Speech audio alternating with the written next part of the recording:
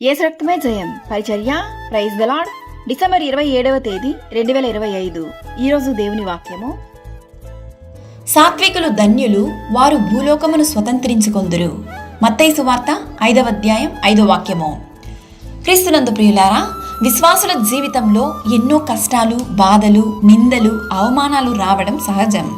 అయినను వాటిని సహించగలగాలి. శాంత స్వభావము గలవారుగా జీవించాలి. మీరు బలహీనులు కాక ధైర్యము వహించుడి, మీ కార్యము సఫలమగును. సమాధానపరచువారు ధన్యులు, వారు దేవుని కుమారులనబడుదురు. నా నిమిత్తము జనులు మిమ్మును హింసించి నిందించి మీ మీద అబద్ధముగా చెడ్డ మాటలెల్లా పలుకునప్పుడు మీరు ధన్యులు, సంతోషించి ఆనందించుడి, పరలోకమందు మీ ఫలము అధికమగును. యేసు నీ హృదయపు తలుపునొద్ద నిలుచుని తడుతూనే ఉన్నాడు. ఒక్కసారి నీ హృదయపు తలుపులు తెరచి ఆయన్ని నీ హృదయంలో ఆహ్వానించు. చీకటితో నిండిన నీ జీవితాన్ని ఆయన వెలుగుమయంగా మార్చగలడు. కావున ఏదియూ నీకెంత మాత్రమును హాని చెయ్యదు. ఈ కాలంలో చాలా మంది చిన్న విషయానికి కూడా ఎక్కువగా టెన్షన్ పడుతూ ఉంటారు. చిన్న పిల్లలు మొదలుకొని పెద్దల వరకు ప్రతి విషయానికి ఎక్కువగా కోప్పడుతూ ఉంటారు. అలా కాకుండా దేవుని బిడ్డలముగా మనము చిరునవ్వుతో ప్రతి విషయాన్ని తేలిగ్గా తీసుకోవాలి.